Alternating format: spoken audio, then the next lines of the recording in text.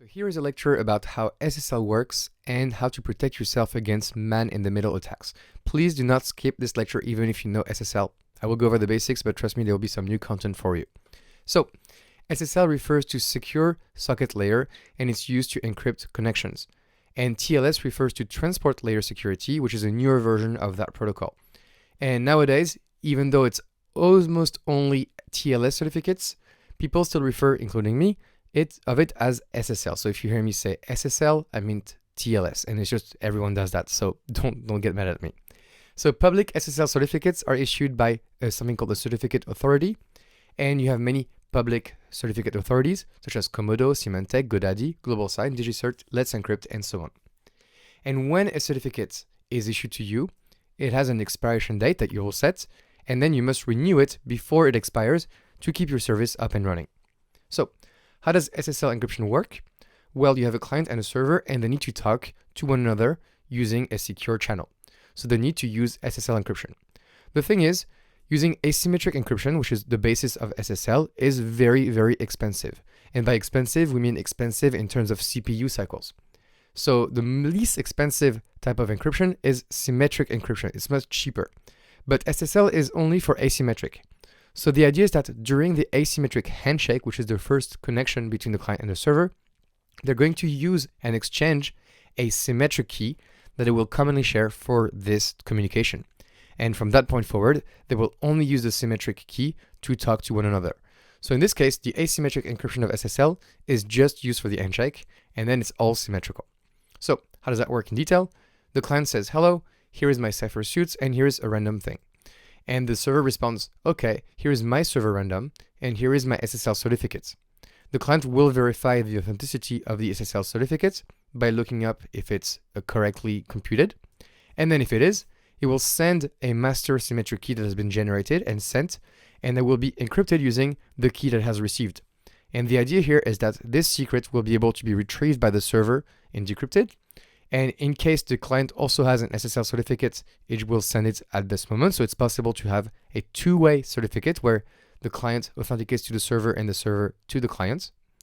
And then using the master key of the server, using the private key, the master symmetric generated key by the client will be decrypted, and we'll have a secure connection that is going to be symmetrical this time in place between the client and the server.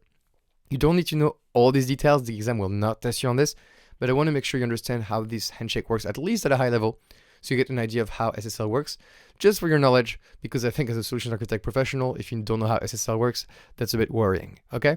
But the exam will not test you on this exact knowledge. Definitely not. But something it may test you on is SSL SNI, for server name indication. So the idea is that SNI will solve the problem of loading multiple SSL certificates onto one web server only. And that will allow you to serve multiple websites from that one web server. It's a newer kind of protocol, and so it requires the client to indicate which hostname it's trying to connect to during this initial SSL handshake that we saw. And then the server will find the correct certificates, or it will return a default one if it doesn't find one. And so this works for the ALB and the NLB, which are the newer generation load balancers, and CloudFront. It does not work for your classic load balancer, which is older gen. Very important to know. So we have our ALB, and it needs to be connected to two target groups, which are connected to different host names. The first one is www.microbe.com, and the second one is domain1.example.com. So we're going to load two SSL certificates onto our ALB, but it could be more. And so one SSL certificate will correspond to the first target group, and the other one to the second target group. The idea now is that a client who has SNI compatibility says, hey, I would like to connect to www.microbe.com. And the ALB, because it has SNI enabled, will use the correct SSL certificates, and then it will redirect to the correct target group, and we'll have an encrypted connection. But in case we ask for, obviously, another domain, then the ALB will be smart enough to get the other SSL certificates and connect to the right target group. So SNI is extremely important as soon as you have multiple SSL certificates. If you have a CLB, it doesn't work, so a classic load balancer, and it doesn't work with SNI, then we cannot use one CLB behind multiple applications. You would need to have multiple CLB for multiple ASG in order to get this architecture working. Okay? And next, extremely important, how to protect yourself against SSL man-in-the-middle attacks. So how does it look like? We have the good server we're trying to reach, and our user is trying to talk to it, but there's a pirate server in between. And because it's HTTP right now, it can intercept the packets and change them at will, and so it's in the middle and you can see the secrets and so on. It's really, really bad. So this is never happening on the web because there's almost no more HTTP available. But if you do have HTTP on the web, be very careful because you can be a target of man-in-the-middle attacks. So now the good way is to use HTTPS. So we have the same kind of architecture, but this time the pirate server will try to send a fake SSL certificate to the user by decrypting the packets from the good server and re-encrypting them and maybe changing them. And so if the user is not infected, it's going to detect it's a fake SSL certificate and not react to it and just say, okay, I'm not communicating with that pirate server. But in case the pirate server did manage to get onto the user's machine and make the pirate certificate trustable by the user, then the user will say, oh, this looks like it's the certificate I trust, and the pirate server has successfully done a man-in-the-middle attack. So how do we prevent a man-in-the-middle attack? Number one is do not use public-facing HTTP servers. Use HTTPS. That means that you leverage SSL or TLS certificates, and that means that the content is encrypted between your client and your servers. That doesn't prevent the second vector of attack, which is to have a DNS attack. So if you're using a DNS that has DNSSEC enabled, that means that the DNS is going to be protected against the type of attacks as well. Why?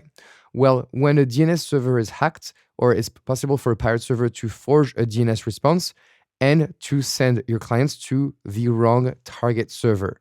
But you can protect against that by having your domain name configured with DNSSEC. So Amazon Route 53 supports DNSSEC for domain registration. And as of December 2020, it also supports DNS security, DNSSEC for DNS service itself using KMS. So both domain registration and the DNS service are now DNSSEC compliant on Route 53. You could alternatively run a custom DNS server on EC2, for example. One of them could be Bind, which is the most popular, but you have other ones such as DNS Mask, Not DNS, or Power DNS, and configure DNSSEC directly on your custom EC2 instance. But right now, there's a change, and Amazon Route 53 supports DNSSEC out of the box as of December 2020. That used to not be the case. All right, that's it for this lecture. I hope you liked it, and I will see you in the next lecture.